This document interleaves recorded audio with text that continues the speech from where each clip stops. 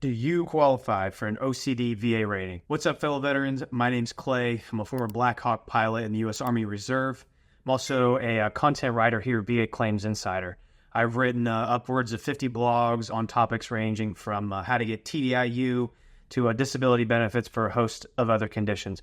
And today I'm going to talk to you about everything you need to know about OCD VA ratings. You know, unfortunately, OCD or Obsessive Compulsive Disorder has become a bit of a slang term in pop culture for someone who likes things neat and tidy, or, you know, in general might like things a certain way. I see it on TikTok all the time, reality TV, people self-diagnosing themselves with OCD. But if you have clinical OCD, you know it's nothing to joke about because it can seriously derail your life. And many veterans leave the military with OCD because of what they witnessed or experienced. We at VA Claims Insider have guided thousands in getting VA benefits that they've earned for their service, including for mental health conditions like OCD. So let's jump right into it. OCD is rated using the general rating formula for mental disorders. There are a lot of mental health conditions, including PTSD, that are rated using this formula. And it has ratings at 0%, 10%, 30%, 50%, 70%, and 100%. Now, which rating you qualify for is going to depend on the severity of your symptoms. And the general rating formula for mental disorders considers two main factors. Number one, occupational impairment. And this is basically considering to what extent does OCD affect your work performance or keep you from maintaining a job. Number two, social impairment. Does your OCD make it so that you have a hard time in social situations or with maintaining healthy relationships? Now, the general rating formula for mental disorders is several paragraphs long, and it's full of legalese and run-on sentences. It's dense and pretty tough to get to. If you follow the link in the description, go to our post on OCD VA ratings, and you can see like a synopsis of how to qualify for each rating percentage and the symptoms that you'll need to have. And while you're looking at that post, just scroll right below that and you'll see the 2024 disability rates. You can see how much you can get for each rating percentage depending on your family factors, you know, whether you have any dependent parents, children, or a spouse.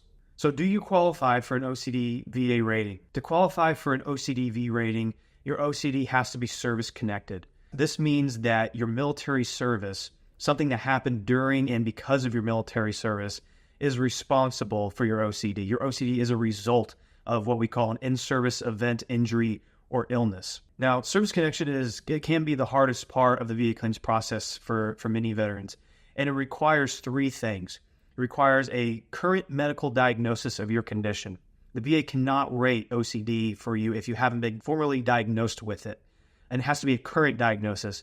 And that means that you have to have symptoms in the present day. If you had an OCD diagnosis in the past, but it's gone away, then you won't qualify for a VA rating. It has to be in the present day. You also need evidence of an in-service event, injury, disease, or aggravation. So this means that you need to have evidence of something that happened during and because of your service that has caused your OCD. It needs to be in your service records of some sort, or this evidence can come in the form of lay statements from yourself or other people who were there. Basically, the VA is establishing that what you claim caused your OCD actually happened. And you also need a nexus or a link between the first and that second point, and that has to be via competent medical evidence.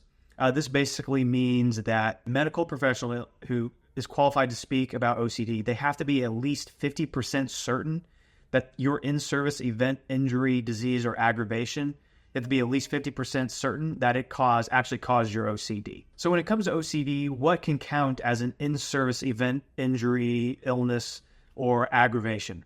Well, thanks to medical research on the subject, there is more and more evidence coming out that suggests OCD can be developed after experiencing a traumatic event. And this is known as trauma-related OCD, and it's estimated that anywhere between 1% and 5% of veterans have it. Trauma-related OCD presents with symptoms such as intrusive thoughts. This looks like focusing on possible future negative scenarios or outcomes. It's like an extreme focus on it. Or repetitive behaviors such as things done to prevent imagined threats from occurring. It can be a sense of magical thinking, connecting actions and what it is preventing. People with OCD often have kind of irrational, rigid sets of rules and patterns. They can also present as a strong sense of self-doubt. And like many other veterans, if you've been exposed to a traumatic event during your time in the military, it could result in OCD. Vietnam, Gulf War, GWOP veterans have all been exposed to traumatic events such as gunfire, IED blast, dismembered body parts, prolonged periods of imminent danger.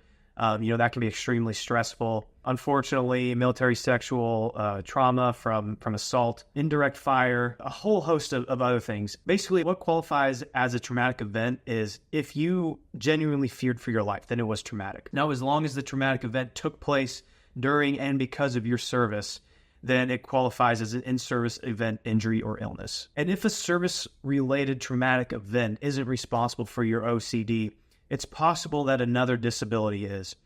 And when that disability is already rated by the VA, this is known as secondary service connection. Now, there are three types of service connection: direct, secondary, and presumptive. Now, because of the PACT Act, you've probably already heard of presumptive conditions, but OCD is not on that list. And so if you are unable to prove directly that your OCD was caused by your service, second best bet is secondary service connection. Here's a quick list of conditions that research shows may lead to OCD, and these are all rateable conditions. Any anxiety disorder, a depression disorder, or PTSD. That group of conditions, they're rated by the VA, and there's evidence that suggests they can cause OCD. So if you have a rating for any of those conditions and believe they may be responsible for your OCD, you should consider filing a claim for OCD as a secondary condition. And we've got a blog on that. Follow the link in the description and you'll find a link to how to file a secondary VA claim. So how do you file a VA claim for OCD? Well, we have a post linked on how to file a VA claim. It's a pretty comprehensive FAQ guide. And we also have another post that's a 17-step tutorial. It's got screenshots of the VA website that'll walk you through every step you need to take. But the very first thing you should do is submit an intent to file. And this is something I talk about a lot in the posts that I write. You can submit an intent to file even before you have a diagnosis. And all an intent to file does is let the VA know that you plan to submit a claim at some point in the future. You just aren't ready yet. And what this does is lock in your effective date. The earlier your effective date, the higher the possibility that you have back pay coming your way. Whenever the VA owes you back pay, it depends on whether or not there's a difference between your effective date and the date you actually begin receiving benefits. So logically, you want your effective date to be as early as possible, because then the bigger your back pay check could be. And after you submit your intent to file, you have 1 year to submit the rest of your claim before that intent to file expires. All right, that's all I got for this video. Thanks for tuning in, guys. Be sure to like and subscribe for more videos just like this. If you do visit the link in the description, sign up for our mailing list so you can get notified of other great posts in the future. Check you later.